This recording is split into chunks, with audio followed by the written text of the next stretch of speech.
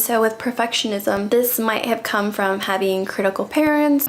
You can criticize my parenting all you like, Cam. Or some type of upbringing or situation that required you to feel the need to be perfect. Well, this is just great. With this wound, like every little detail needs to be perfect. And why that can be your enemy is when you do not have this wound, you'll essentially see that from where you are and where you want to be, it's simply a process of becoming the version of you that is able to do this thing that you're working towards. And it's an iterative process where the more you do it, the better you get. Compare it to is the process of writing. Great authors, they go through different drafts.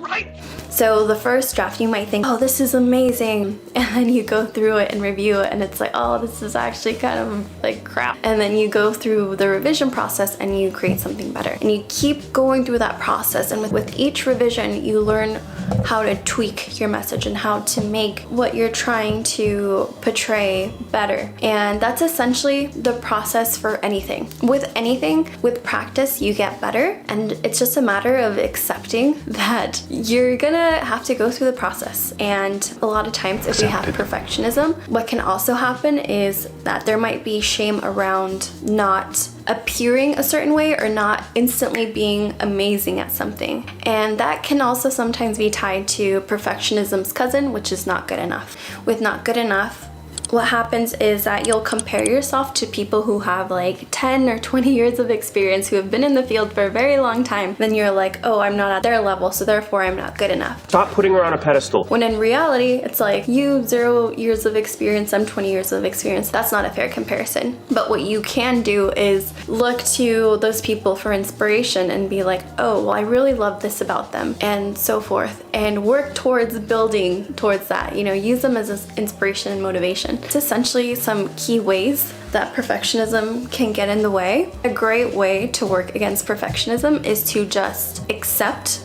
that your initial piece might be crap. It won't be what you like imagine it in your head to be, but know that with time it'll evolve to that. But it's just gonna take some time, practice, developing some skills and patience. And if you're really struggling with perfectionism, like 10 out of 10 through subconscious reprogramming, I have another video on what that looks like. Feel free to check it out. I'll link it down below, and let me know if you have any questions or if you'd like me to further discuss these topics.